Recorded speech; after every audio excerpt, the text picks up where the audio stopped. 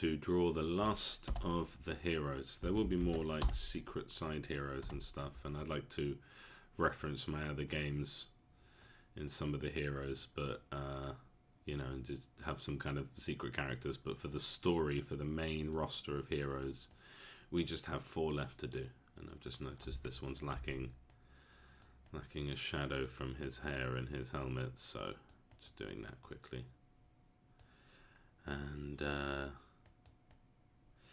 yeah, I sort of ran out of time yesterday, childcare and whatnot, so I still also have to do a bunch of the sort of admin-y clicking and dragging,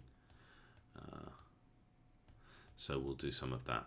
And I guess the aim today is to, yeah, draw the last heroes.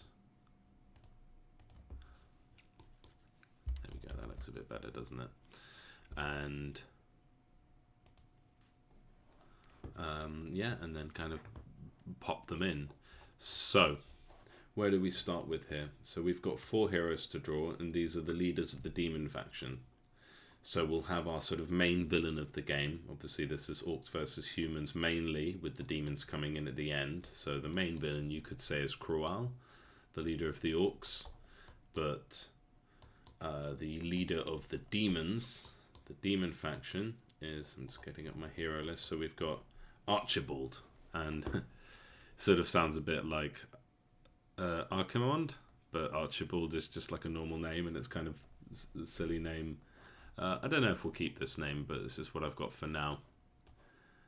I sort of want to get, I guess my approach to game development is, and I probably should spend more time planning sometimes, but my approach to game development is, it's kind of like a puzzle. Like, you start with the corners, you do the bits that you know you have to do, and then you kind of work your way into the bits that are a bit more,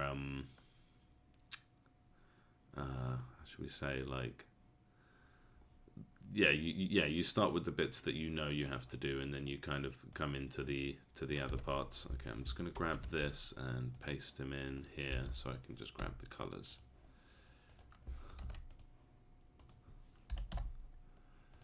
And Archibald, and yeah, so we know that this is what this, we know that we want these characters, and then we can kind of go into more detail later and figure out what exactly they should look like, and if we want to make any changes. So we are going to have the demon eyes. So we actually kind of want to use this as a baseline. Yeah, let's grab these eyes. And so this is the leader of the demon faction, so he should be the quintessential demon. He should be very much the yeah, like what the archetype. Let's get that nose as well. And so what do I want to achieve with this character? I think like massive curly horn, massive uppy pointy horns. So I'm thinking of the sort of devil character from that film with Tom Cruise, the fantasy one. So we get this shape.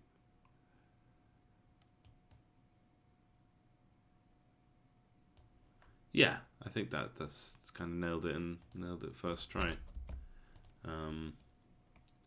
So I am going to fix this. So I'm going to finish this and copy it. So I'll delete the corners in an intelligent way, not just randomly. And then yeah, we need that black for the pointy tip.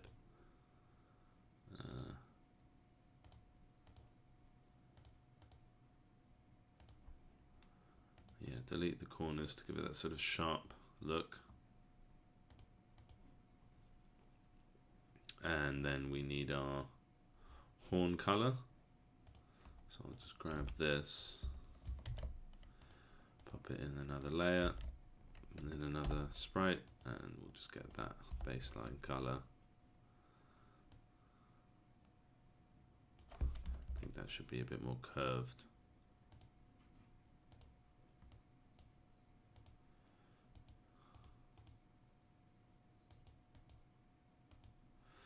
Yeah, I guess it would be coming out a bit like that.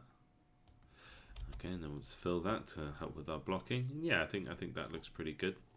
And then we want to do shading, so we get our off horn color. And we just want this guy to be the biggest, baddest, meanest looking demon, but also some sort of decorum, like he's not feral, he's intelligent.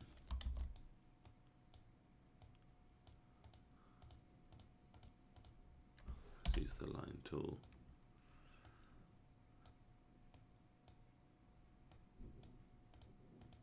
And let's go ahead and get this and put that around here, so it kind of feels like it's coming off his head rather than plastered on, like that it's coming out of his head. And then we want, I don't know if it should have that sort of little grooves that you might see. I think that kind of just distracts from it. It kind of makes his horns look more clean. I don't know, so if we really just kind of match this contour.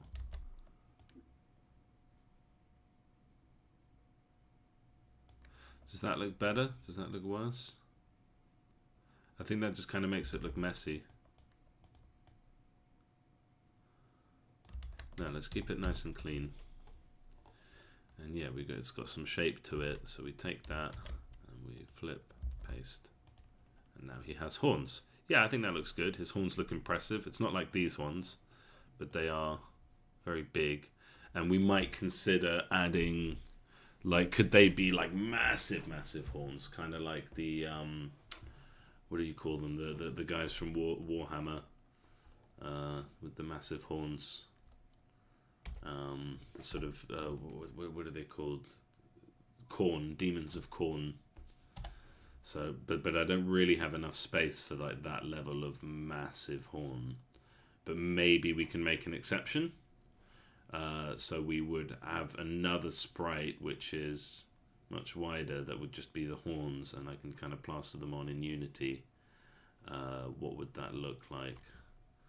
So let's make a new layer and say, what if we were to, just easier ways of getting black, like if it was kind of like really big. So he's just got like almost comically oversized horns like that, and then I could plaster that on in Unity. But actually I think this looks good, so I'm going to stick with this and stick with the sort of size that I've got here.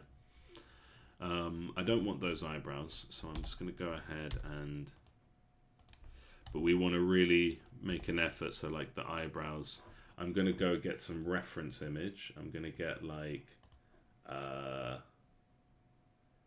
yeah, like frowning demon. I just really want to get like the,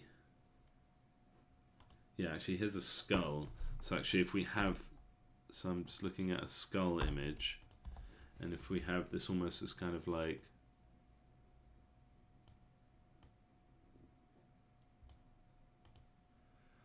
that,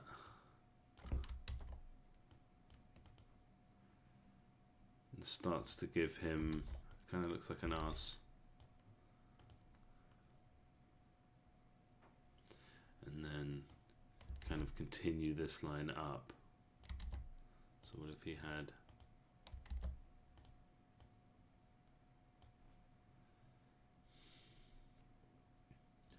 and perhaps straight away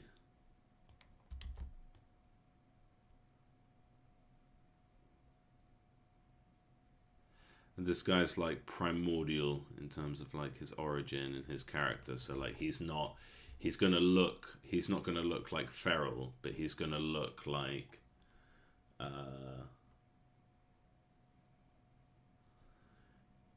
yeah, I'm not sure this looks good.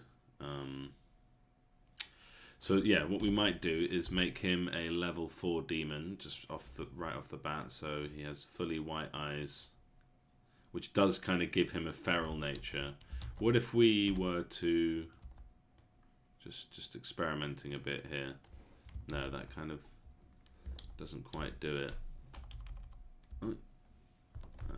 So how do we get this across?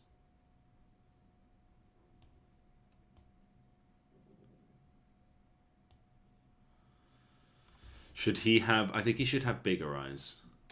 So let's just undo all of this. Let's just get rid of this and just go again from scratch and just try him out with like almost comically oversized eyes. So like really big. This is like the final form of a demon, and his eyes are massive.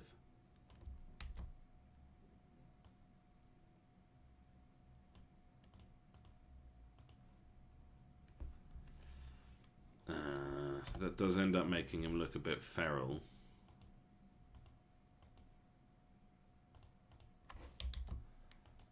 But again, I'm just thinking of ways to communicate. So again, how to draw when you can't draw.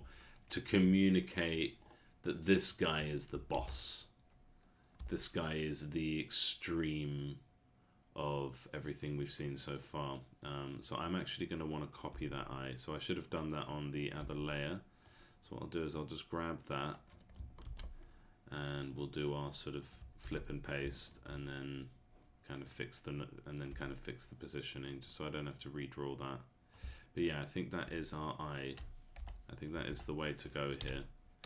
So again, it's if you can't draw, at least communicate. If you're not like good at drawing like high fidelity or like super impressive images, at least communicate. At least communicate what you want to get across. And then let's delete the nose and let's just get this eye shape, eye positioning right.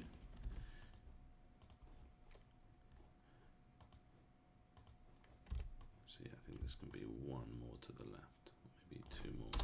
So it sort of needs to be, yeah, so two more to the left. No, one did it.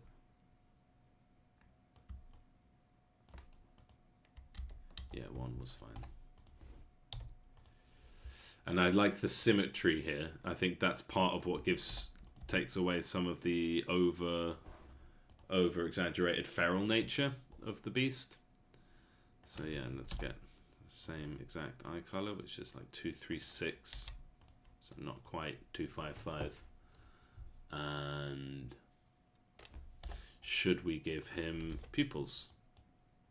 We give him, or should they just be white? I have always drawn demons in this way ever since I was a kid doodling in class. Now it just looks goofy. Ever since I was a kid doodling in class, I always drew demons with this kind of these kind of weird kind of crescent spiky eyes. Yeah, I feel like his nose should be a bit longer than this one, and he's kind of a bit more head on, it seems. We are 1 pixel to the right on this side compared to, that's 1 2 3 4 1 2 3 4 5 6. Yeah, that seems about right. And then the mouth, I think we just go all in with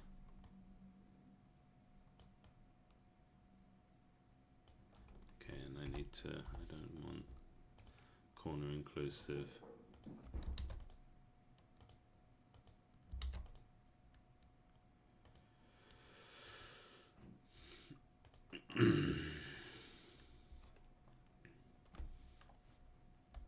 And I think symmetry is important here to kind of get across.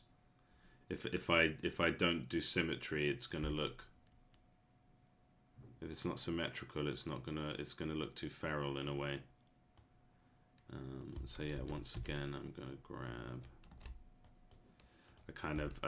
I should have done this on another layer so it'd be easier to manipulate, but I think hopefully I can still kind of, oh yeah, that kind of just works. I thought it would like mess with the side there. And where do we go with this line here? So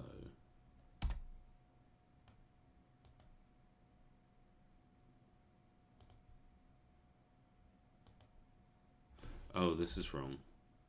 Okay, yeah, so we do actually want to, oof, yeah, okay. That should be a single pixel. Okay, let's try this again. And let's grab this and move it along one, and then we fix. And then we can grab this, move it back out. And did we mess with the eye? We did a little bit.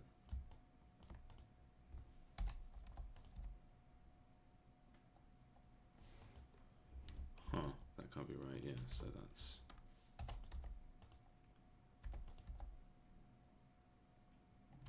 Yeah.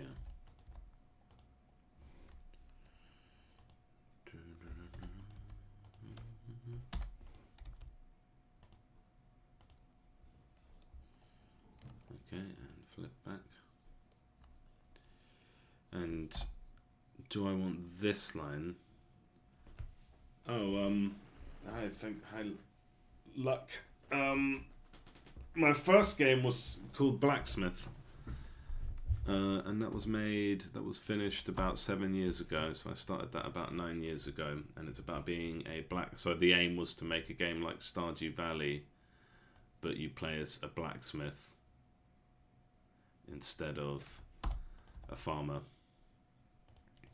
And that game, pretty happy with it. Like it definitely looks like a first game.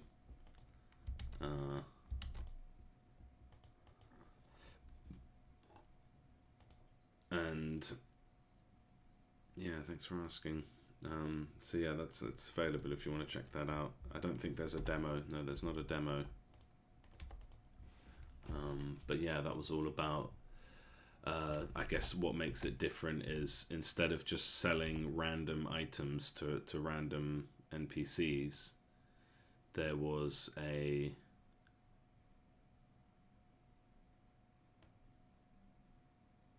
there's like an actual economy. So every character has like money, and they have things that they do, and they're not always like so if you're for example the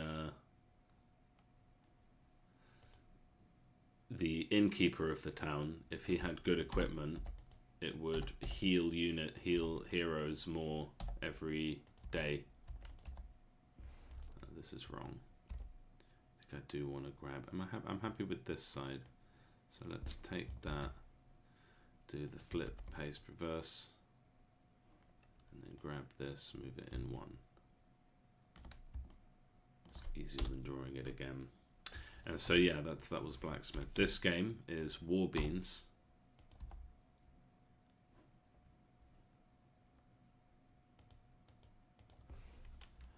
And oh, I've lost so much doing that. Okay, no, did it? What was that? Yeah, okay. Yeah, let's just copy it. And this game is a survivor-like with quite a big twist. So it's like your Vampire Survivors or your Megabonk or something, except the big twist is that in addition to upgrading your you spawn units as well as the enemy.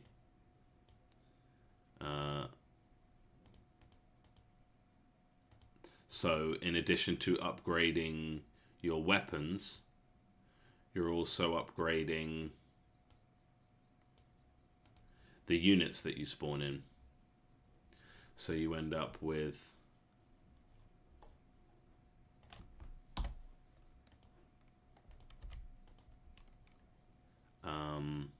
pretty chaotic battle scenes. And yeah, the synergies apply to your hero character and your allies.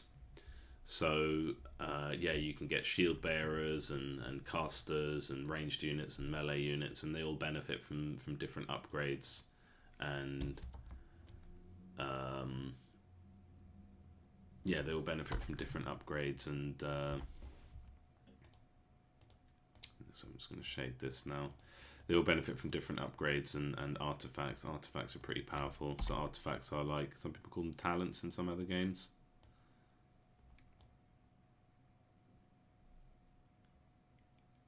Oh, that's nice. Oh, thank you. Thank you for saying that.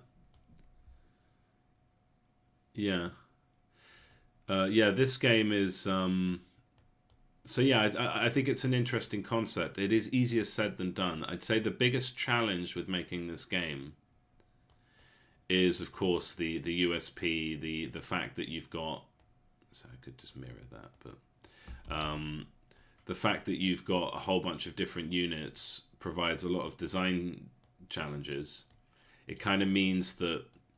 So, and this is the case in any Survivor game, is you have a lot of momentum. So if you're winning early on, you'll win later on as well, right? Like, the stronger you are, the more enemies you kill, and the more enemies you kill, the stronger you get. So it's a loop there. And this is similar, except it's even more compounded, because if you're winning, you'll get a big army, and if your army is very big, it's very hard to do any damage to it, especially when you have things like healers. So rather than shy away from that, I kind of leaned into it. I think this eye should actually be one to the left, one to the right.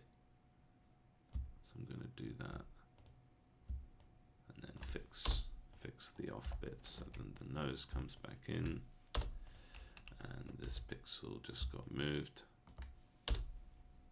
What happened here? No, it just needs to be extended up, and the bottom of it needs to move as well. And so that means that, yeah, the momentum in the game is much more sensitive. It's much easier to get to a point where you're kind of dominating a bit too much to the point that the game isn't fun anymore. And the other thing is, and yeah, that just creates a lot of design challenges, which are quite fun to solve. Makes balancing a real, like, it's quite difficult, especially because the units aren't just like zombies that just go and swipe. They actually do stuff, like they do different stuff, and it's really hard to make it balanced. Part of that is I want to be able to play as different factions, and if you're just, because the units that you spawn are part of your gameplay, you need to have like more than one set of friendly units, right? And instead of just making like some enemies and some allies, I thought it would be like, let's make the allied factions and the enemy factions kind of like the same thing, so they can hit each other. And then the other challenge is optimization. So in a Survivor, like, enemies spawn, attack, player, right? Simple. But in this one, they have to constantly update their target so that they're going for the nearest unit to them, which was a challenge in optimization. It really was. Okay, this guy's cool, and there's a sort of simplicity to it that I don't want to... but let's... Like, a frown at this point kind of just doesn't really work, especially with this eye shape. Kind of... I think that's a go. Like, he's this is the demon that I've drawn since I was a kid. So I'm going to stick with this. I'm going to, like, say that's pretty done. And, yeah, so it makes for really interesting gameplay, and I find it really fun. In a way, you kind of expect your... So one of the fun things about Vampire Survivors is it's quite a lazy game, I would say. Like, it's quite a... like, you can, you know, if you get the garlic build, you can kind of just stand there and collect the gems and let the enemies walk into your attacks. And you don't have to spam the attack button. You're just moving around. In this one, because you've got this big army, and because you really, really want and need to get that momentum going, I kind of find that you end up spending a lot of time hoovering up gems and really trying to react to the situation. Like, okay, should I go and get these gems over here, this XP, so I can level up, make my army stronger, or should I go over here and help my units out in the next, like, clash? And so you're constantly making little decisions like that, and it ends up being quite sort of frantic and desperate, like trying to find each of the, trying to level up and keep your army safe and kill as many units as possible, again, to keep your army safe. So yeah, it's interesting the way it's playing out. Personally, I love it. If I didn't love it, I wouldn't have spent a year so far making it. So I think it's got legs. I think, so at the moment, I got orcs versus humans to work really well if you're playing as the humans against the orcs, and I got that, took that as far as it could go, and then once that was done, I said, okay, time to add other factions, and I want at least an undead faction and at least a demon faction. So a lot of what I've been doing is just drawing those, and I did spend quite a while, just because I was sick of drawing, making the undead faction work. It's pretty difficult because they revive units, and that has been a bit of a nightmare actually for figuring out. Yeah, it's just like the swapping teams and whatnot, and it kind of, I had to do one of those bug fixes where instead of fixing the bug at the root of the problem, I just put a thing in which says if you're trying to target someone who's not on the right team, then put them in the right team, which is not great, but the game runs smoothly and bug-free at the moment. Of course, we need to test fighting against the undead, we need to test a few things, and of course the demons. But the demons are actually more simple than the undead. What they do have is a rare charm mechanic, so they can charm units, and they have like sacrifice mechanics, so they can sacrifice friendly units in order to get health or to do a, you know, to do more damage. But I don't expect many problems there. I mean, one that comes to mind, so the succubus is going to be our buffing character, and she's going to have like a whip. And what that will do is be a buff, similar to other buffing characters. But it's going to do a bit of damage. It's going to be a stronger buff, but it's going to do a bit of damage. And the trick there is, what if you kill your own unit? What if you kill a friendly unit? Does that count as a kill? Should you get your like artifacts that like heal you every time you kill someone based off of that? I think probably, yeah, and it will probably be fine, but yeah, it should be simpler than the undead. And the reviving now works and everything. So here's our undead heroes. And yeah, so need to finish up the demons. And then we're actually really close to having the game done. It's already quite well optimized. It's already quite well bug fixed.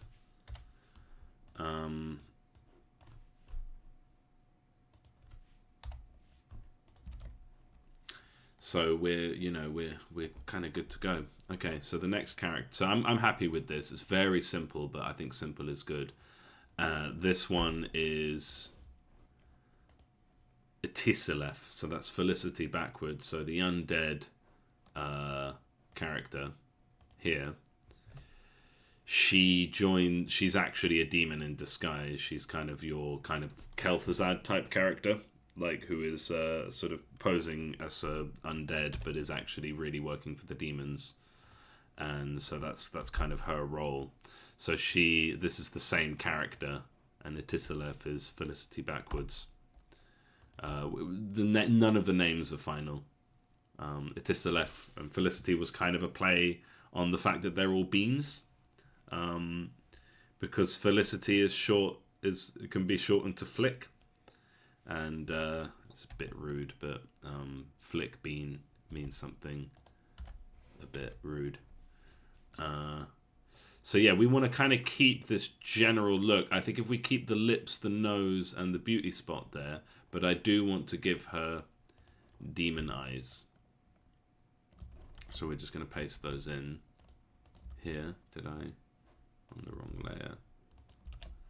We're just going to paste the demon eyes in, and we're going to just then paste the nose back in there.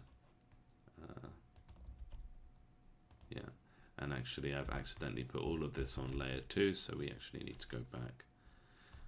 So we copy, delete, paste. And then we can now we can do this.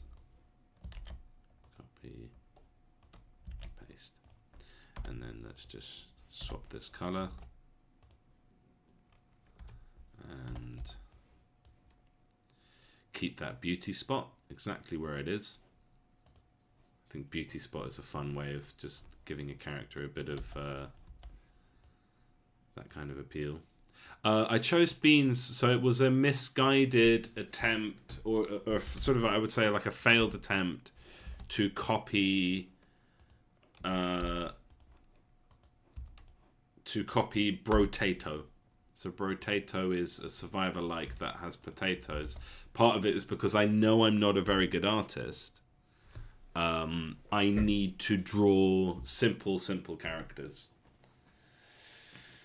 That's basically the long and short of it. Is yeah. So I said, okay, let's make them beans instead of potatoes, and that means that all I have to do is draw the head, and I don't have to draw like and animate these big bodies. And so I was trying to be a bit like Brotato. So we went with this bean theme. So we called the main character Sean. We called the female lead Beanie, and every hero name. So I can have a look here at the beginning was a play on beans. So Rowan, the priest, is actually that's based on Rowan Atkinson, who famously played Mr. Bean. And then Jack is like Jack and the Beanstalk. And even the level up screen, I made it like a beanstalk. So we've just got this kind of silly bean theming. But I have actually like changed my mind on that quite a bit. Because I'm not... Brotato was early to the market. They were ahead of the curve, which is, you know... They were smart and they knew that this would be a good genre. And they took Vampire Survivors and turned it into something a lot more kind of gamey, kind of a bit like Binding of Isaac in terms of visual style, and they made a really good game like that. I think this one's kind of good to go almost. Should we do full white eyes? And I think what I need to do in the trailer, but also in the name, is really, really put forward, and this is good advice for anyone trying to make a game, it's like, what is your unique selling point? And you really need to lean into that. So, and a good name tells you what the game is just from the name. So I'm going to change the name of this game to Army of Survivors. I think this hair needs a bit of fixing. I'm going to change the name of this game to Army of Survivors, which I think immediately tells you what it is. It's a survivor-like, where you have an army. Right?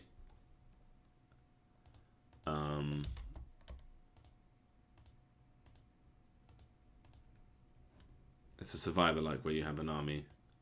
So, change the name to Army of Survivors, and then kind of move away from the bean theme. So I may change, but then I don't know about changing the names of the characters,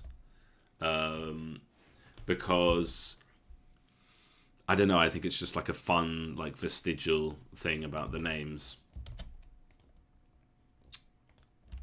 But then I don't know. So for our hero is called Sean, which is a play on Sean Bean, and then he kind of looks and acts a bit like Boromir. He's very much like a Boromir type character. He wants to do right by his kingdom, but he doesn't really know the best way to do that. And I think this hair should be white. Yeah, that's cool. That's eye-catching. But then maybe that purple for the highlight being the exact same color is quite fun. Yeah, I think that looks good. Yeah, she's interesting. Okay, we're moving fast today. Yeah, so... but I think it might be more fun to do what I've done with the other naming. So, for example, with the orcs, I have kind of taken what they are, and I've used... there's like you can get a translator to translate between English and Mordor from Lord of the Rings, which I think is allowed. So Dushatar, I think, means like wizard or lightning or something. Krual means like chief. Pick, I think, I can't remember what pick means. And Lur means loot, like treasure. And I think Pick and Lur together as the kind of henchmen of the orcs feels like a really good like Saturday morning cartoon team. A bit like Bebop and Rocksteady, or I can't remember the names of the guys from the two bullies from Power Rangers, but it sounds a bit like that too. And then so we've got Darkshawn, Felicity, so this is continuing the bean theme, but then here I go Basmer. Oh, Basmar? I've been going Basmer. Oh, never mind. Basmer is... So we're not doing the Mordor language, we're doing like ancient sort of druidic English. And I think Basmer... I think those are 2 words for death.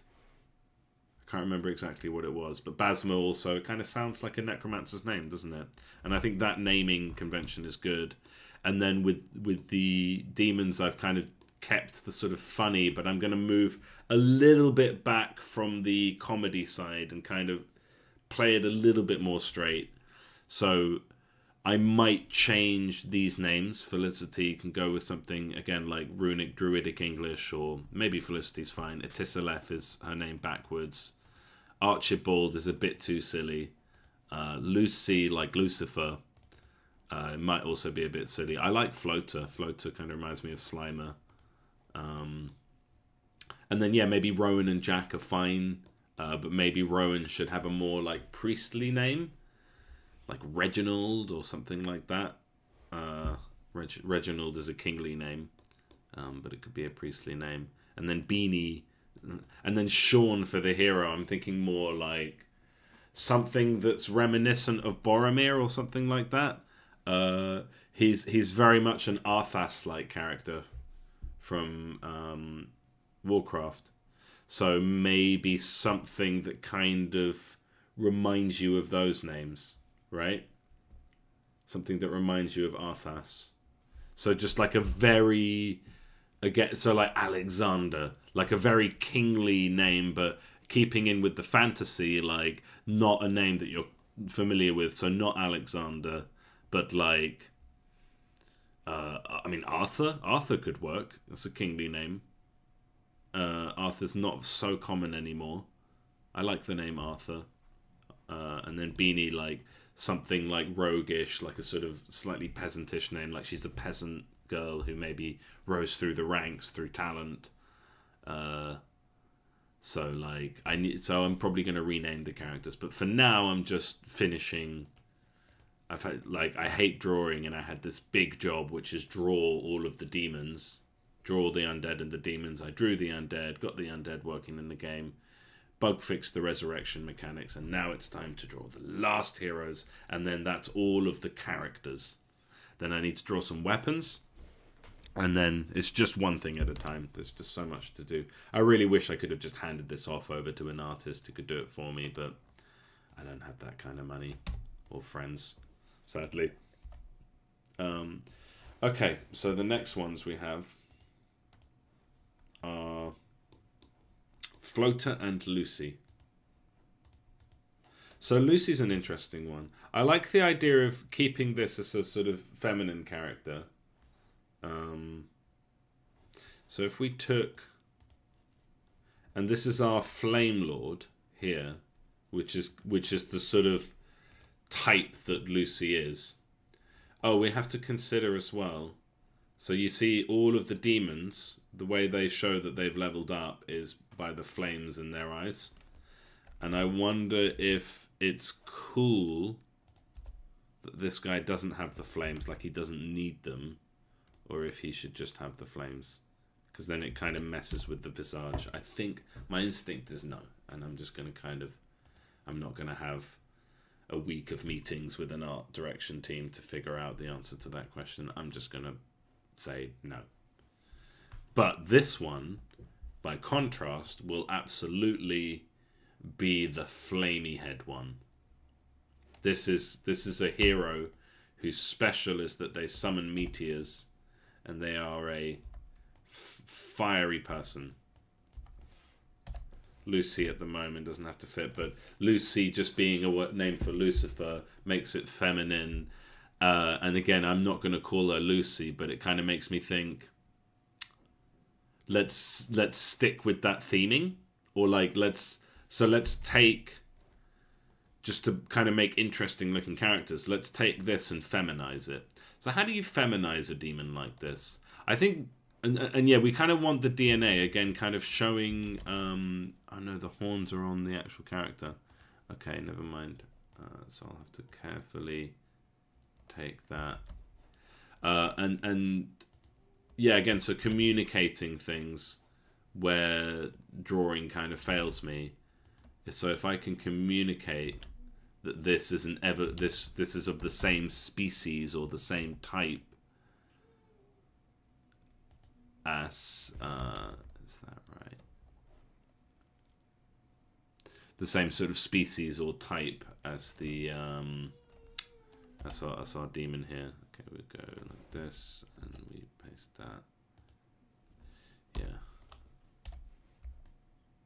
So having the same horns as our Flame Lord, I think makes sense. That's the type of demon this is. This is the leader of the fiery demon. So we'll keep the horns. We are going to go to town with the fiery eyebrows, if we haven't already done it here, but not eyebrows, but just the eyes. Didn't actually. We've already got this color on the palette. So let's go to town with the fiery eyebrows. And how? So what we could do, like a 3-pronged fire.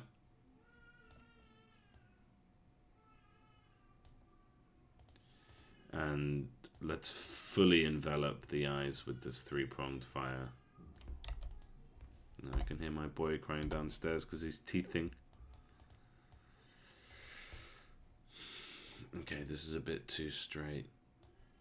Yeah, that does it. And then inner fire, and we're just mucking around here. We're just experimenting. So don't know if this is exactly where we want to be.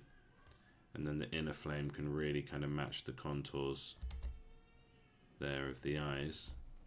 And if we kind of say that's our go, and I don't think they should be uniform. We don't want symmetry here. But I like this idea that unlike any of the other demons, the fire fully envelops the eyes.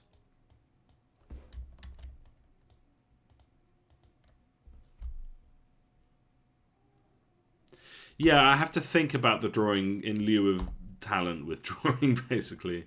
I mean, there are artists out there who will sort of achieve something much better than this without even thinking about it. But I have to be like, okay, I'm not going to be able to draw something beautiful, but what I can do is communicate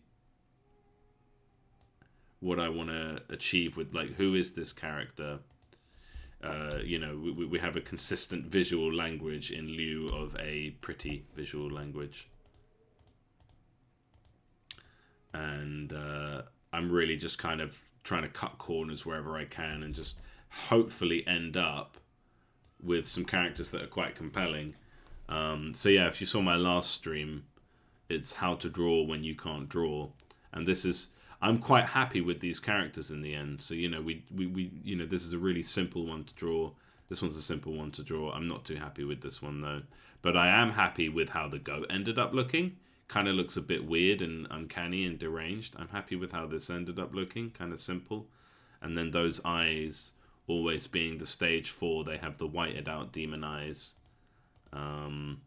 Gargoyle is not too impressive, but, you know, they don't all have to be favorites. But then, like, the satyr I was really worried about. I was like, how do you draw a goat looking demon man? And so you can see the DNA of the other character. It's got the oh yeah, I noticed a mistake last time I looked at this. But yeah, I mean, I ended up being really happy with this. I think this guy looks like a cheeky, nasty satyr.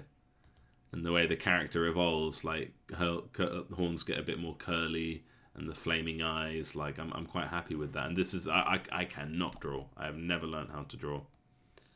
And I did notice that I had accidentally, yeah. And then should that nose continue in here? Just let's get an idea of this. So is this nose better?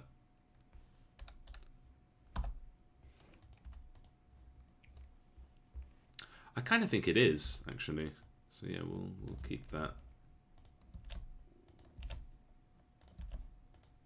And yeah, we kind of end up with these uncanny looking characters, and then so you see how and then this one, it was like Demon Wall. And again, like I can't be like, a good artist would be like, Demon Wall, got it, let's go, and they would draw a really cool, like, Demon Wall reminiscent of, like, Final Fantasy. And I was like, I can't really draw, so how can I make a Demon Wall that kind of looks cool, that is, like, worthwhile to have in the game?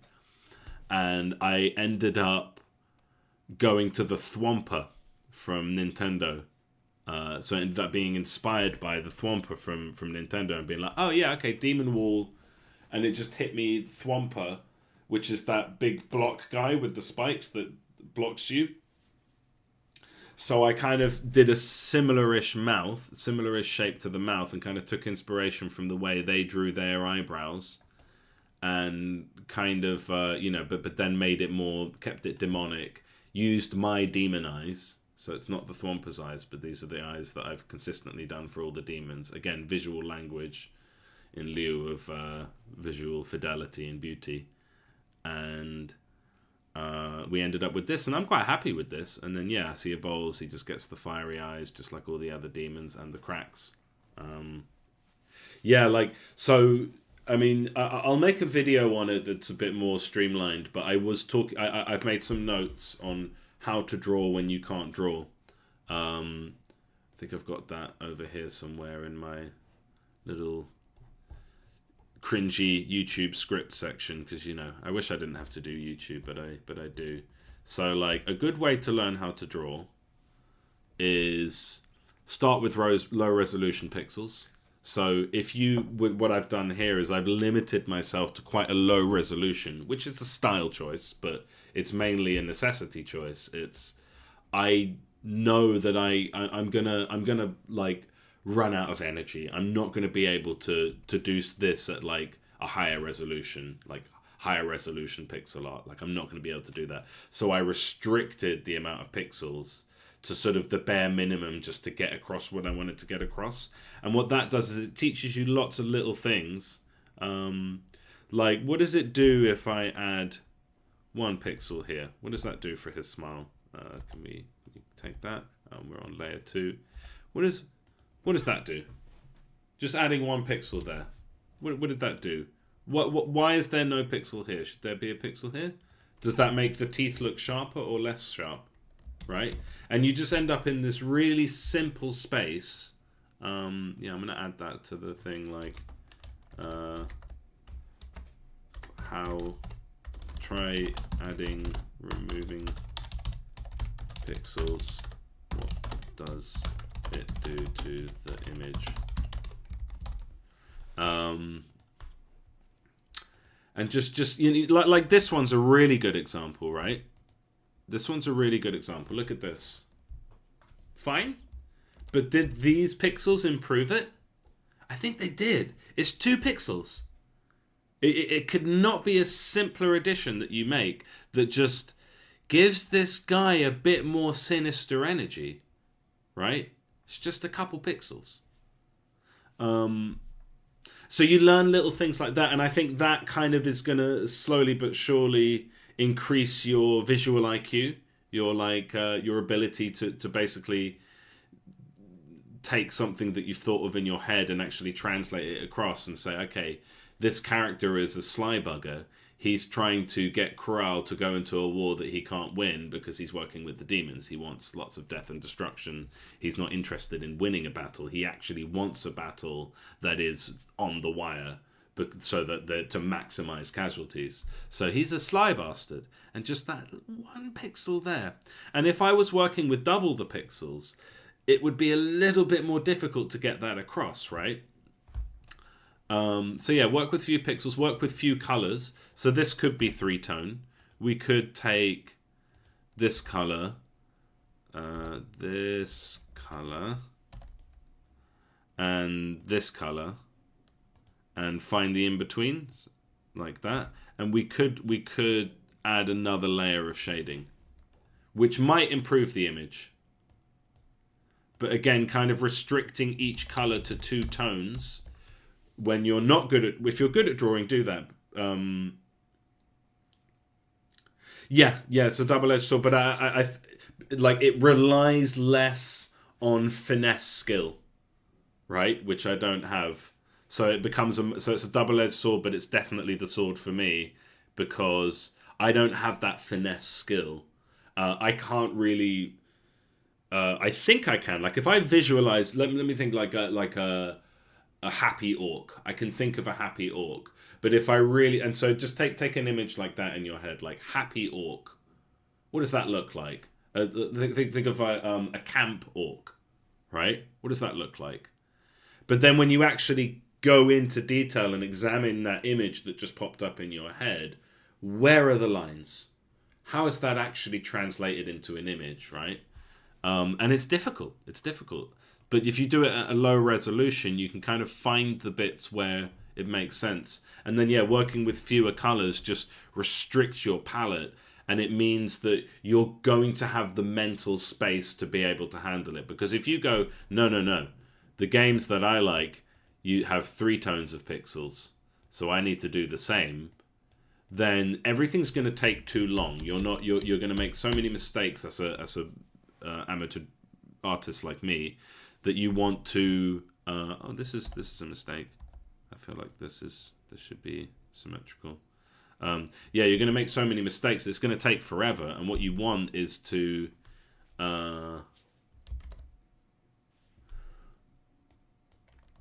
What you want is for it to be simple so that you can learn. Just like any game, like you start simple. Like anything you learn, you start simple. I'm learning to drive at the moment, and he starts with the most basic stuff.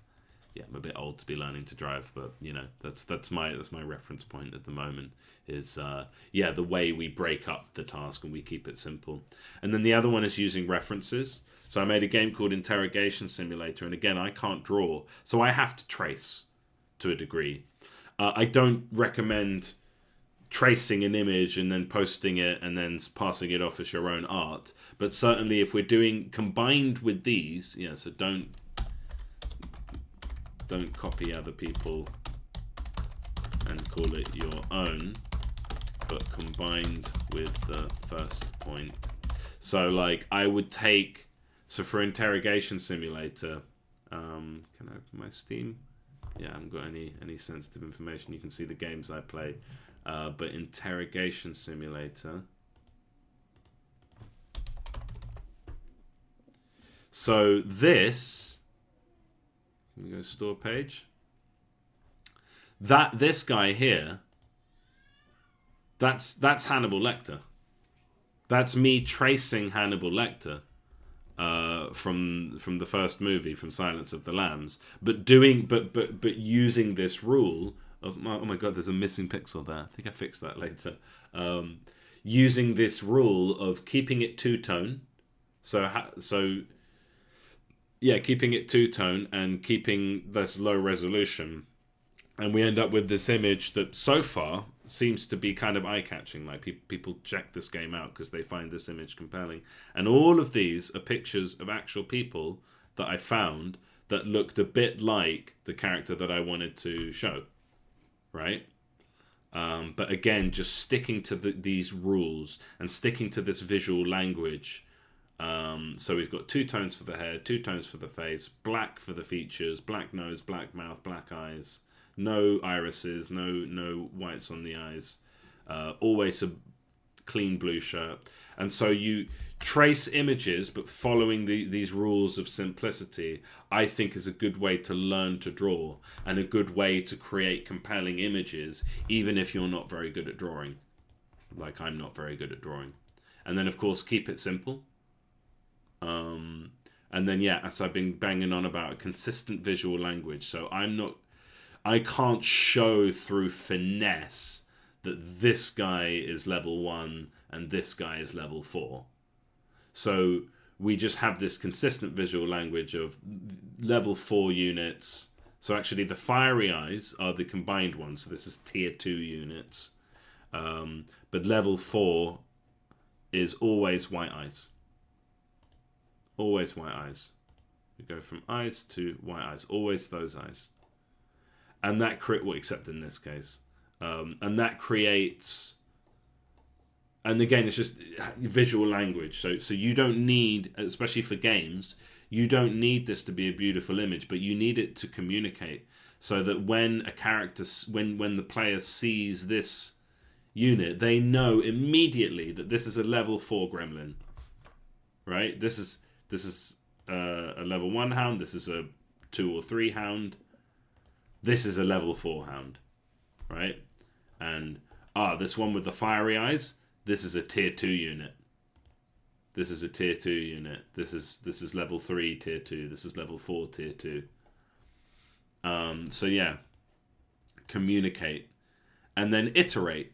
So the other thing is, so if I go and look at my human beings, this is what the first characters look like. So I recently just thickened his eyebrows and gave him cheekbones. But this is the basic. So if we just remove the hat for a second. That was our first character without the scar. And so it's incredibly simple, and it's too simple. It's boring. But by the end... so I'm going to delete this without saving. By the end, I'm making characters that look a bit more like this, which are immediately more compelling. So it's through iteration. So yeah, like keep it dead simple, but then as you develop and as you say, okay, well this character is like this character, but it's a bit different in this way, so I have to have this detail. By the end, you end up with characters with lots of cool details. And then you go back and look at your first one and can say, okay, yeah, this should be a bit better. Like straight away, I know, I've learned as I've gone through this that, okay, this is all on the same layer, that hairlines should have a shadow under them, and it just helps to give the character a bit of depth. It just improves it. There's a line between visually noisy and you know, and the thing functioning well. And you kind of find that through experimentation. And yeah, I think that looks better, doesn't it? It looks he's sort of got a bit more depth to him, hasn't he? And so over time, and you know, like the old wizard didn't have any hair, and now he has hair, and he looks so much better.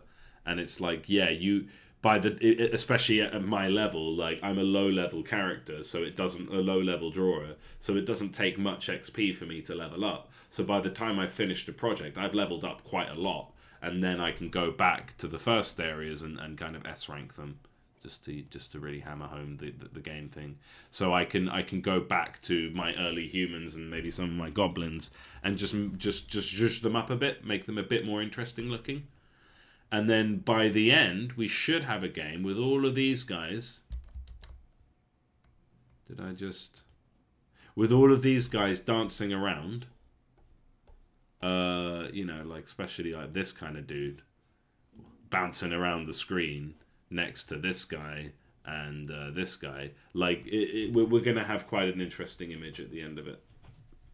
So it's been a real experience. There's 80 characters in this game. It's a silly number of characters for a non-drawer to draw, and each of those 80 characters has 4 iterations, and this is not including the heroes. That adds another 16 characters. The other first 2 are on a different sprite sheet. So yeah. And by the end of that, I've gotten much better at drawing. Like this, we're still in amateur hour, and I don't think ideally, like if I was like I want to have someone else draw for me, like even if I get really good at it.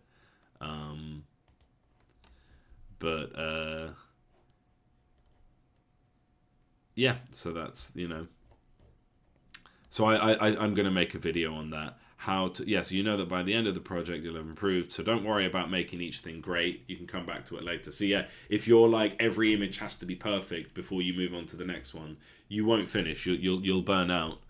But if you have, if you just know that this is only just a first draft and that you can come back and fix it later, you can you'll improve your skills. Very much like it's like that boss in Elden Ring, the Golden Knight, who's very tough to beat, and it's like you want 100% this area, you want to get this perfect, but actually it's better to move on, do the later stuff, and then you can come back and truly finish the first area, right?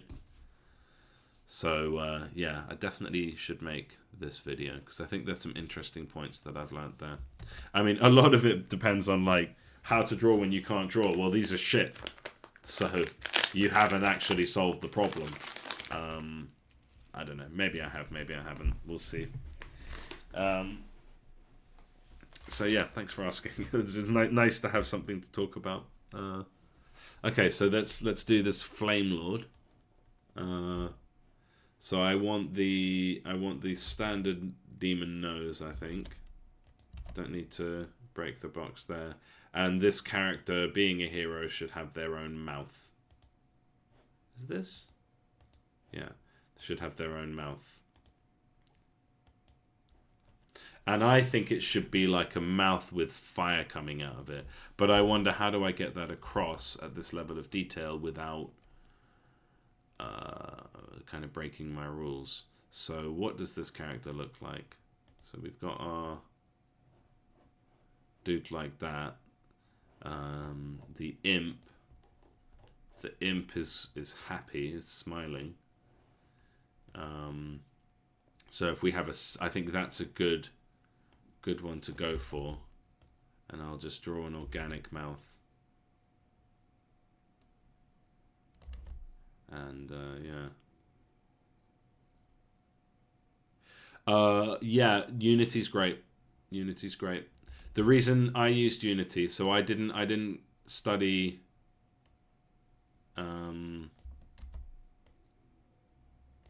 I didn't study games or anything. I actually did film. I did a bit of 3D animation, but it was a kind of a scam course, to be honest. And Unity's great because there's so many tutorials out there. So I don't know if you've got like lecturers and stuff who can help you, but there's a really good channel called Brackies, which has some really good tutorials, which are the ones that I used to cut my teeth on. And I would say just do a couple tutorials and then try and move on to actually making some games. Like, think of the idea you want to make and just start trying to make it. And nowadays, you've got a little something called AI. And of course, that's wrought with all kind of issues. But basically, when I was learning Unity, if I had a problem, I would search up a forum post.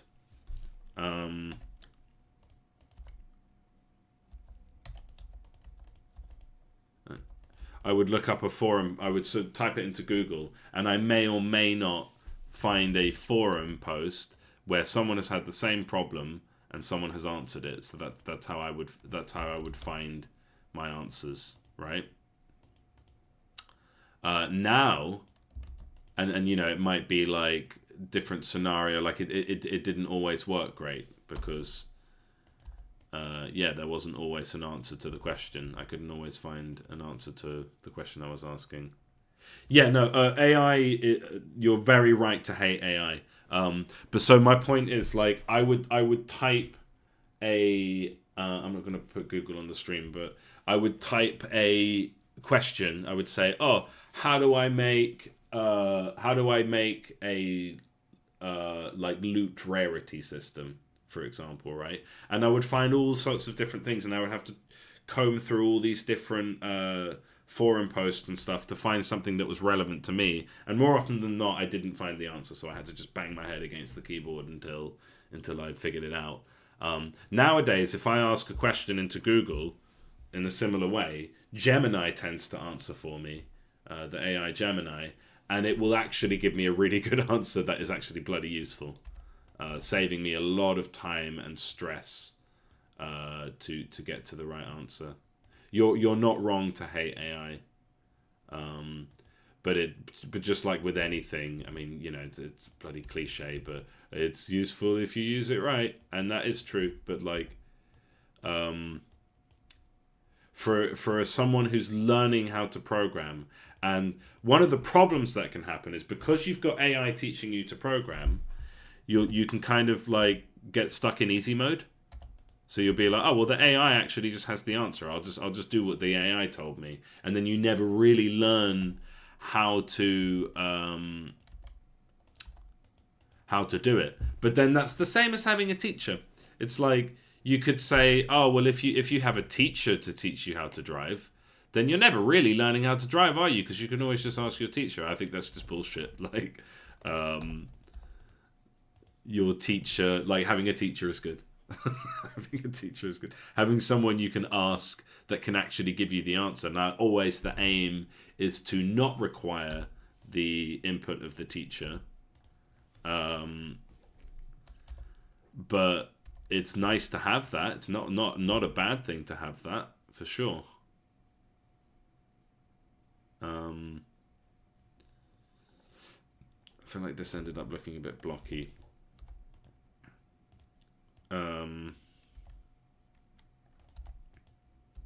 And AI is really good for that. Like, you do not want to get AI to write your code for you, because then you won't actually learn how to make it. And also, the AI will impress you for a while, but then it will get it totally wrong. So you know, don't overuse AI. But as far as learning Unity, like you can, and even with an AI, you could say, I am learning to use Unity, and my aim here is to learn to use Unity. Can you help guide me in building this kind of system? So I might say, I was talking to someone else before about they wanted to make like a Plants vs Zombies like game, which is a really simple game. And again, AI or just Google search Gemini or whatever will say, okay, well, how do I get a character to move from left to right, or from right to left in Plants vs Zombies case? How do I get a character to shoot at intervals? And it will give you all of that information. And then, okay, it will build a tutorial for you, essentially. Like, a tutorial is just copying something someone else has done. And AI will allow you to do the same, but you can instantly tailor make one to what you're actually trying to make. And, you know, and then how can I make it that when the bullet hits the thing, that it loses HP? And that's a really good way to get into what you're making. And I would always just say, like, yeah, actually think about the kind of game you're trying to make, and make it, and you know, oh, okay, here's a feature. Step 1, character needs to move around. Right? That's probably true, isn't it? Step 2. So I did this with Blacksmith. Step 1, the character needs to move around. Step 2, can I go to an anvil? Can I go to a smelter and have the smelter spit out iron? And of course, the first thing that happened was the smelter spit out infinite iron, because I didn't understand how the update method worked. And so on. You get the idea. Until eventually I had my first game, and it's just iteration. Like, don't try and think of the whole thing at once. Think of it piece by piece.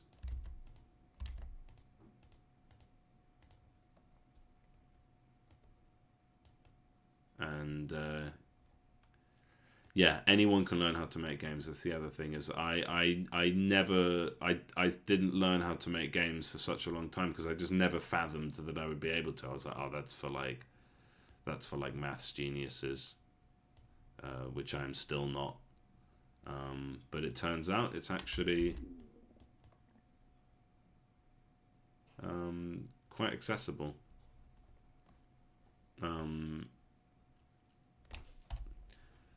Like, I don't know how to invent code. Like, I don't know how to build an engine to make a game, but I know how to use an engine to make a game. And then I thought that meant that I couldn't really code. But then, like, for example, right, you think of a hacker, like a cybersecurity specialist at any company you're working at, or maybe your uni. And I'm like, wow, these people are like Neo. They know how to, like, hack code. No, they're just using software. They're just using existing software. They didn't come up with these things. Like, obviously, there are some super high-paid geniuses that did, but yeah, you don't need that. Oh, I don't like this gap in the teeth. Okay, yeah, I'm just gonna undo a bunch of that, because I did that side last, and then I'm gonna delete this.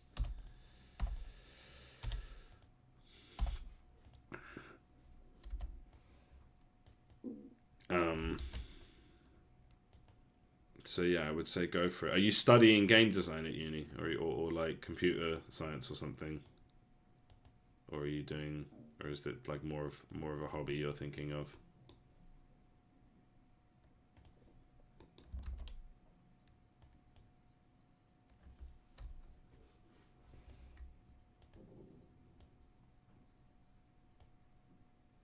Godot. Yeah, I've heard of Godot, but I'm not interested. What people say often is like, yeah, like if I was to learn another engine, it would 100% be Unreal. But I'm probably better off, yeah. Definitely learn AI, or like don't be too angry at AI. Like use it. No, I mean I wish I did computer science. You're going to be a better programmer than me if you follow the same steps that I did. Just because you'll understand more fundamental how these things work, and you'll develop better practices.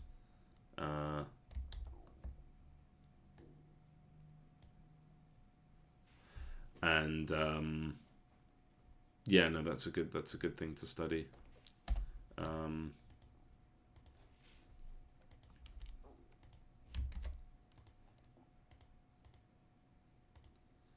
And yeah, I mean, I just say go for it. Like if you're passionate about games, if there's a game that you want to make, just get to it. Get to it. You'll learn so much as you go. My mistake usually is I'm kind of very much a fail and learn fast kind of person. Like I want to get started and start bumping into the walls so I can learn how to do things. And I probably should spend a bit more time like in preparation. You know, like a bit more time thinking about things before I just dive in. No, you're not going to be homeless. You'll do fine. Like you've got, if you have a computer science degree, you could do something like you could do programming for finance to make money, and then like you'll probably get used to having a high income, and then you won't want to switch to being an indie dev. But like you could save up, you could like buy a house for 250 grand within like 5 to 10 years, doing like programming for finance, like working on those apps and using those apps, and then save up like 100k and then quit your job and make games. You could do that. But you know, you won't be able to go on many holidays or buy too many things.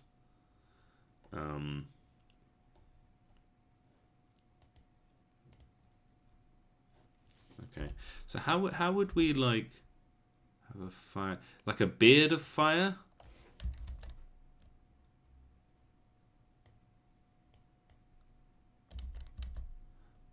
Is this good enough? Is this done? Is that doesn't really strike me as a hero character. They should probably have the ears.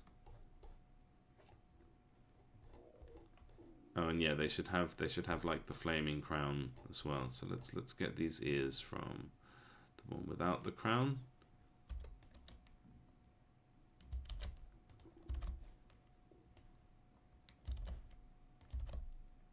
But yeah, I wish to say like get going, start making the game that you want to make, and you'll learn a lot doing that, and then you'll just kind of learn piece by piece. You'll learn object pooling and all that good stuff, because you'll need to. You'll be like, shit, this game is really good. It's almost great. I've seen simpler games run well. Why isn't my game running well? And then you'll find out about object pooling, and you'll be like, oh shit, now my game runs smooth. You know? And that'll be a happy moment. Okay. Should we go like more epic with the ears? So this is like the hero version of this one. So we should definitely have.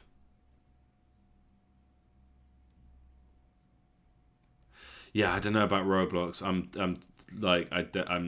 definitely like an old. I'm not a boomer, but an old. Roblox. What is that? It frightens me, and I don't understand it. It annoys me. I've heard of people making more, like just having a much easier time making games with big audiences that make a decent amount of income on Roblox. just because it already has this big audience, and there is actually, compared to like Steam, there's people who want to play Roblox games. They want to spend their Robux or whatever, and you know, there's a market for that. It's probably been captured a bit by now, but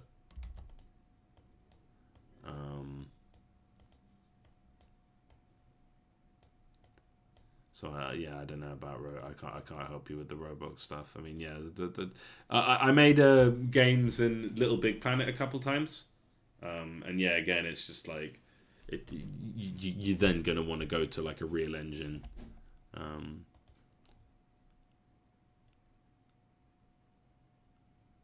What if we so like so far we haven't got like the feminine side of this. What if she had like fire hair? What if she had that like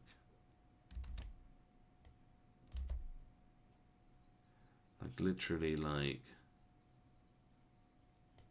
we just use the fire color and give her like long flowing hair.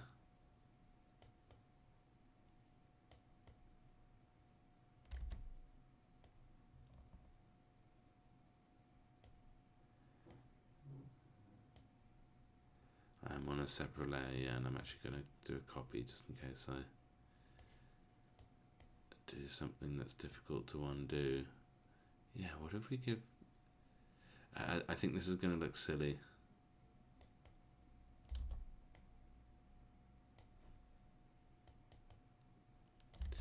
I guess that's one of the things that, yeah, like before I couldn't really draw hair contours very well, but it seems like I've gotten a bit better at that.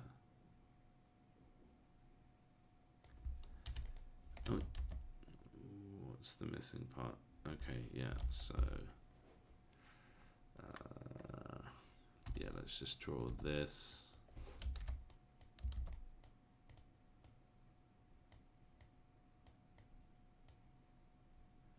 This is just a wacky experiment to try.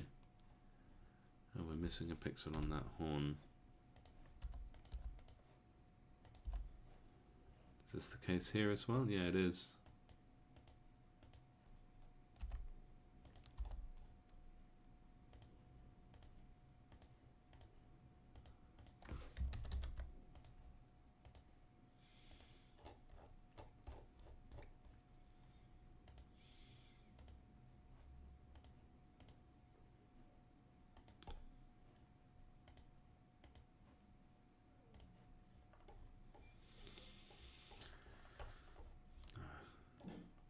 I don't know if I was saying anything interesting, but I've forgotten it. Yeah,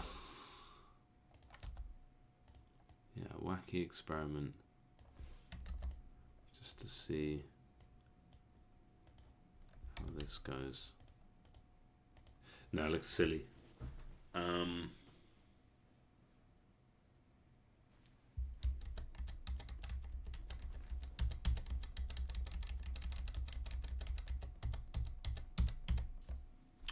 Looks silly. Okay, could we go more epic with the ears? What if we had like more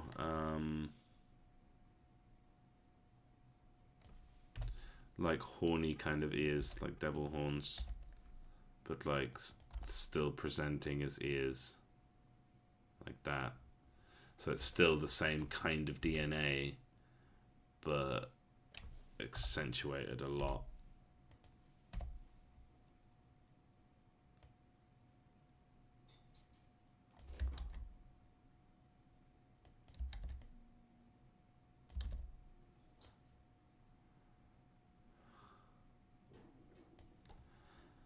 I think that will help sell this as a hero character.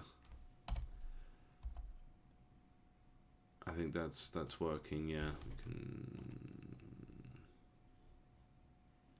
I feel like there's too much black happening here. We need this to come out a bit more so that we can go up there a bit. And yeah, I think that works with the perspective. Actually, I'll keep those organic doubles and singles, yeah. So, yeah, that kind of works.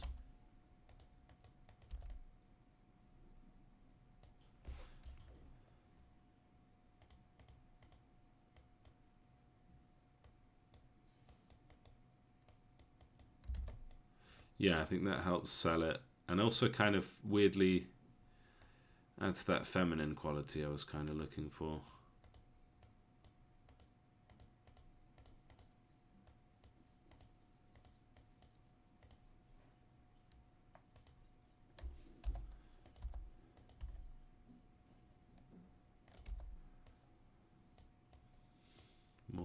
More sort of head peacocking.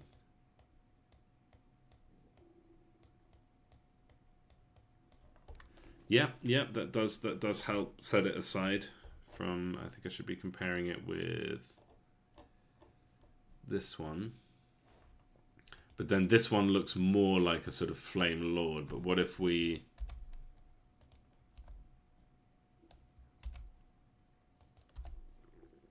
Can we do like flame mouth, flame tongue?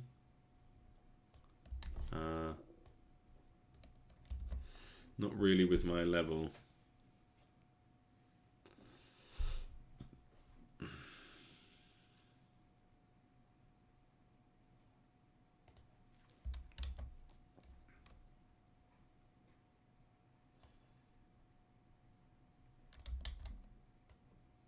What if the whole head is enveloped in flame?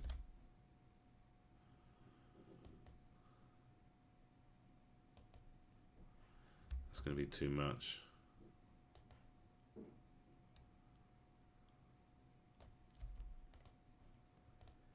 Because this one ends up looking like more of the hero. Okay, let's do cheekbones.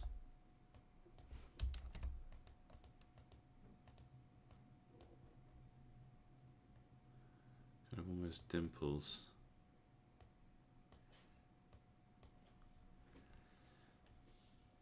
Yeah, it kind of makes the smile look a bit more manic.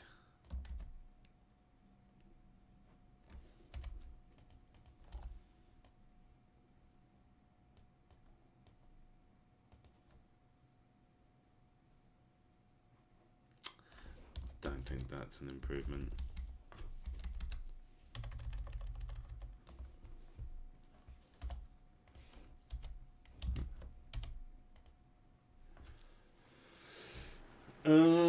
Is that a hero? I think it does. It does look a bit more heroic than that one. But then let's do a flaming head as well.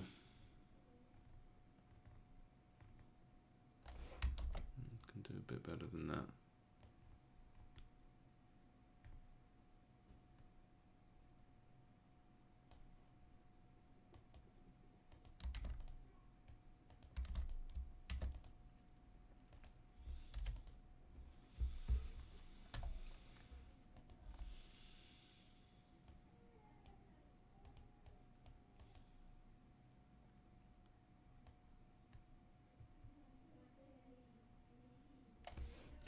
Because this guy has the flaming eyebrows, it kind of just makes him look more like a flame boss.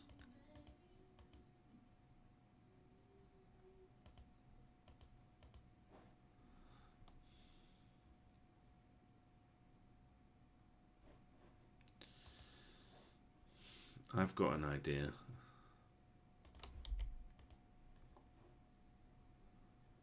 Oh, even just with the same outline.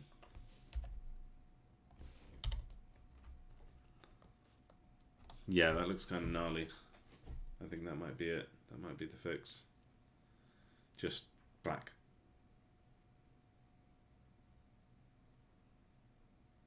Makes it look more... helps separate it, and it looks cool as well. You can still kind of make out all the features and makes the eyes really pop. I mean, I don't know. Yeah, I think that's interesting. That adds to the color palette. Should these guys be the exact same color? I think they should, because then the last one, the last hero is called Floater, and we are looking at a kind of basically Slimer. Pretty much spot on Slimer. So it's going to be a normal bean with the kind of sloppy, but with just really sloppy features. Probably the same eyes at least.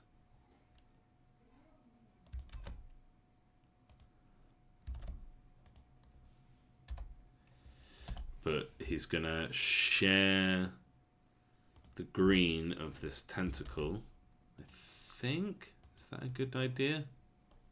Let's do that to start with.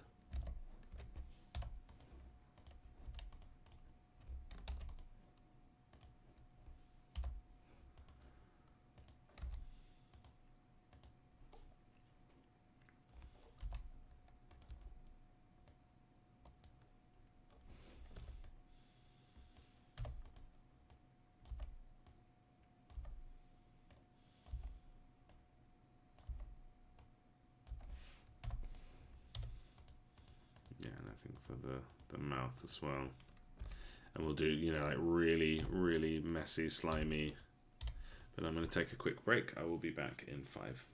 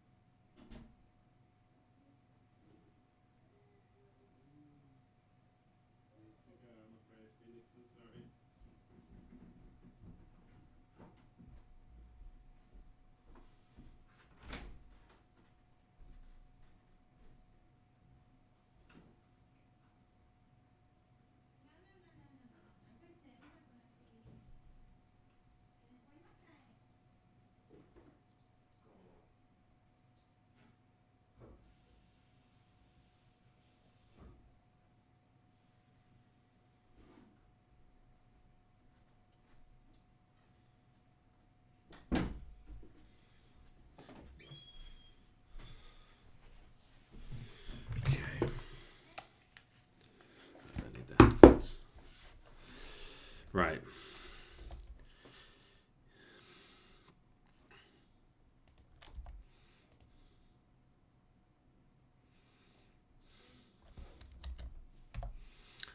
Do we need the eyes for this one? Might be more fun to have like... Okay, let's experiment.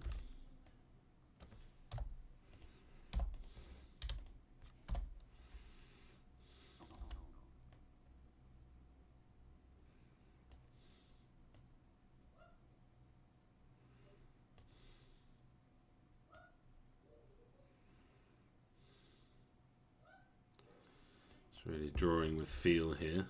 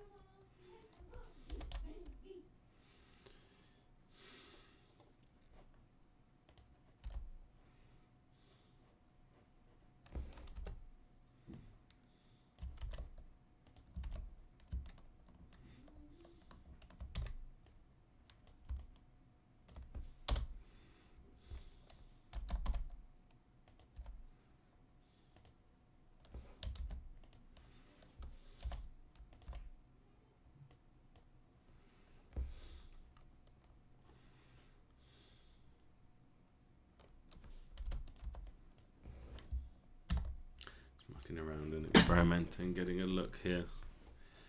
I think the mouth is nice, so let's do teeth.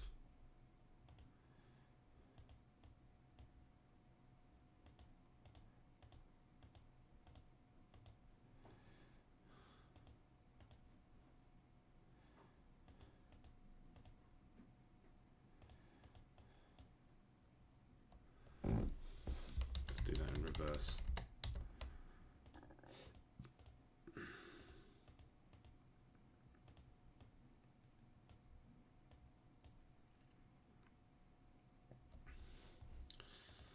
Teeth color.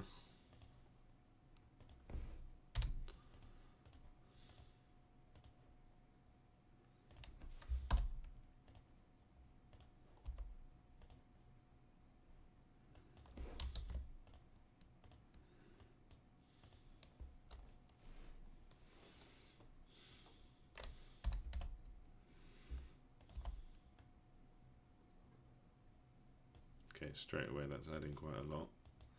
Having this shade under the eyes.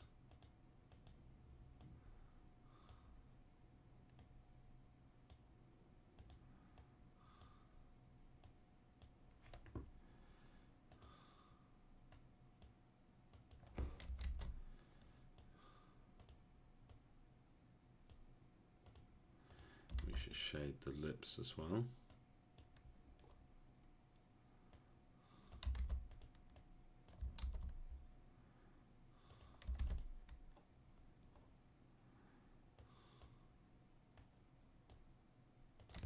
Tool.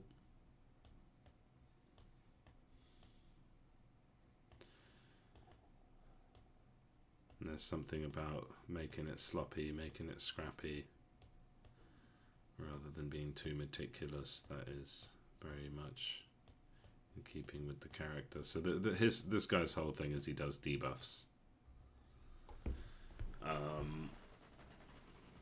Yeah, we should have shading around the entire eyes.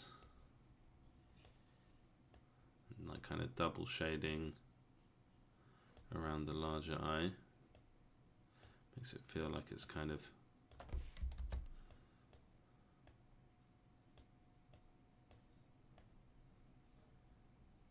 coming out, like it's kind of sunk into his head a bit. But single corner exclusive shading on the other eye.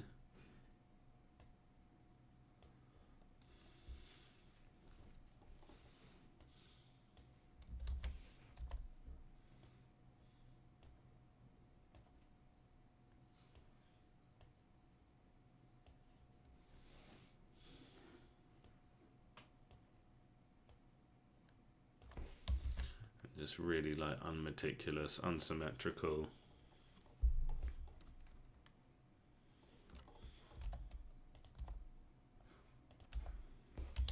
And then more teeth.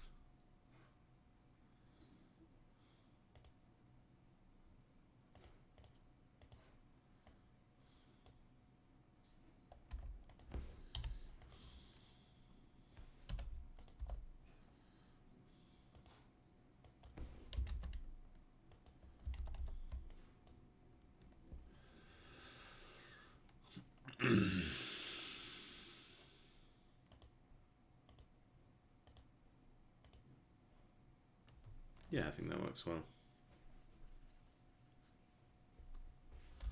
Then maybe a bit of hair.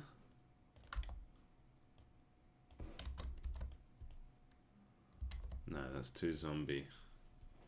And then maybe we can go for a different kind of color. So like a more of a sickly.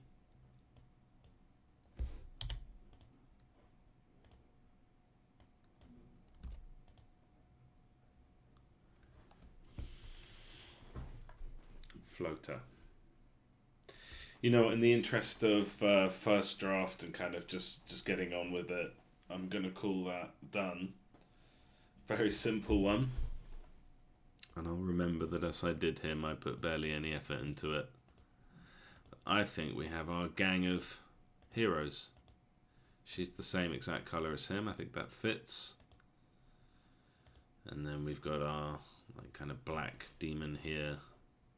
And then we've got our floater. Alright. Okay. So the next thing I have to do is just simply click and drag all of these things in. So we'll export this. Let me check how this sprite sheet looks. There's like a weird thing of... I've talked about this quite a lot before, but when you add sprites, if you increase the size of a sprite sheet, it kind of adds it like moves everything up, so then the top ones end up off the sprite sheet. So yeah, I think it would be good just to I think for the heroes it's fine, there's not that many yet. So we will export this. Heroes.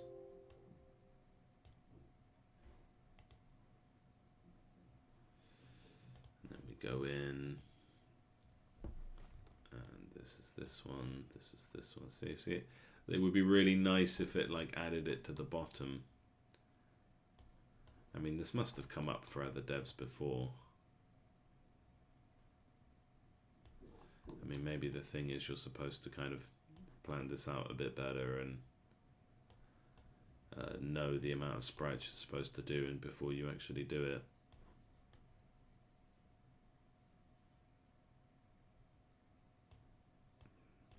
And we'll just paste these.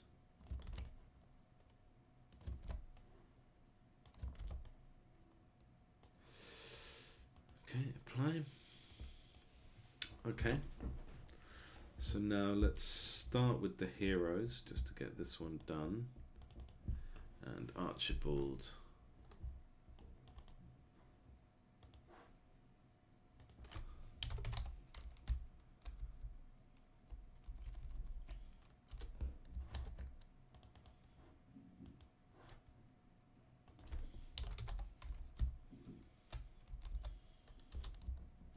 Oh, that's floater.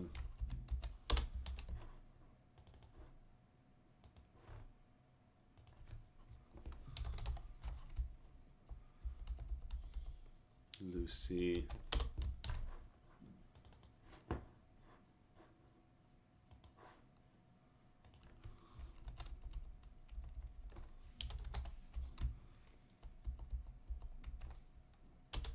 And Etisileth.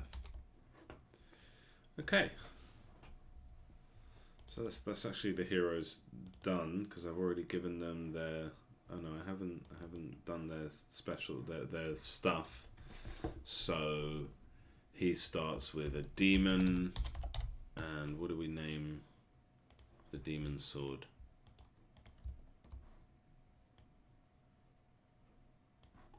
So let's do some collapsing here. Green bean, black bean, demon sword, that's what it's called.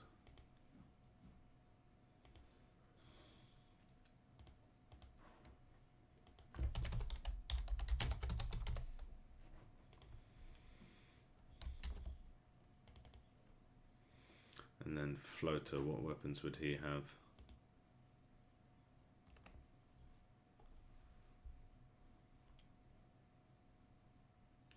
Would he just start with consume? No, I don't think that's a good one to start with. Demon greatsword. What if the demon actually didn't start with 2 units, but started with 2 weapons instead? Let's think. So Lucy would have fireball and imps.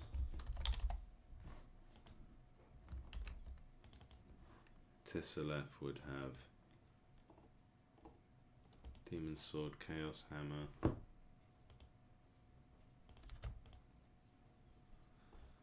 So sword, hammer, bident claw.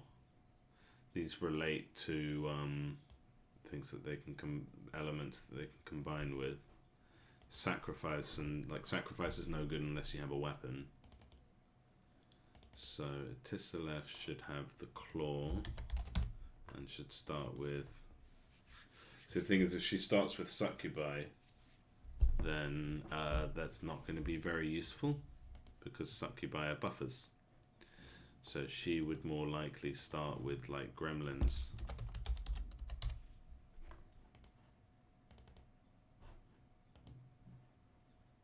So this is Tisselef, claw, gremlin, fireball, and I guess then the bident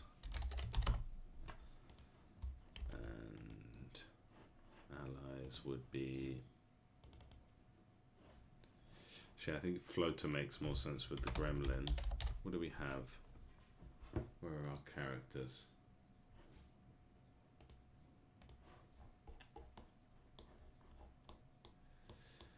Hound. Oh, I like the succubus starting with the hound.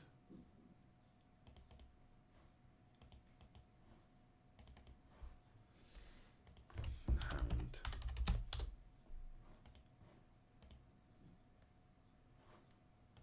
Hound.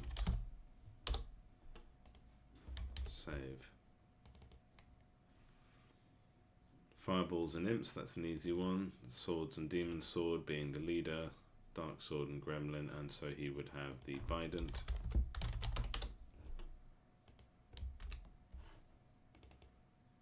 Fireball, imp, claw, hound, bident, gremlin. We can sort of balance that as we go. So it's important not to overthink things because they're almost inevitably going to change. Okay. So that is our demon heroes are in. I think we have to like click and drag them somewhere, but we'll get to that. And then so the next thing for me to do is I need to go through all of these units, tier 1 and tier 2, and I've just pasted the human faction and changed their sprites, and so here's a tip if you're ever making a game like this, don't make prefabs like this, make a constructor and have all of this written in code somewhere.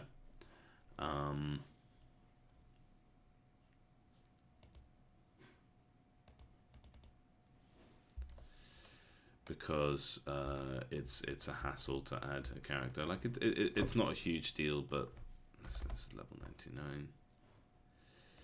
Making him a loot goblin. Level kind of just pertains to what they what loot do they drop? What are their loot drop rates? Doesn't actually change how powerful they are. And yeah, so I need to go through each of these. So demon, gremlin, imp, and give them their weapons. So we need to say that the imp has fireball, fireball 2,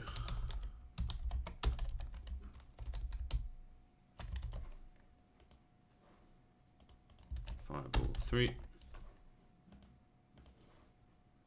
fireball 4, and you get the idea. There's a lot of them.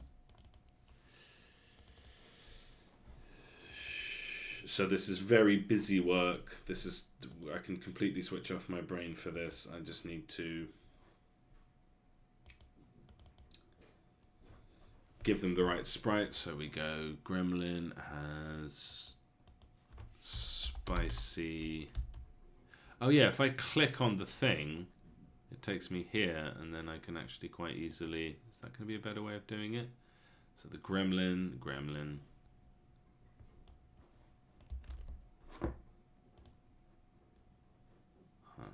But then I have to go back here to get to gremlin. So it's probably easier for me to go spicy and then just keep going until I see the gremlin. And this is gremlin 2. So this is going to be a bit of a process. And I'll do this off stream just to give myself a bit of privacy, and also I think it's fairly boring. So the next time you see me, so I'm not back this afternoon. I've got a meeting to attend, which is not going to be fun. We'll see. And then that'll probably be me for the evening. It is still only Wednesday. God, the week's going by fast. So yeah, it's already Wednesday. And the next thing will be drawing weapons. So join me for my next stream, which will be tomorrow morning, if you want to see me draw weapons for each of these demon characters. Luckily, a lot of them are the magic staffs that we already have. But yeah, so thank you for joining. Thank you, is that Lucky Luck, Lucy Luck? Thank you for joining me. And yeah, appreciate anyone who's watching this. And yeah, see you tomorrow morning. Thank you. Bye.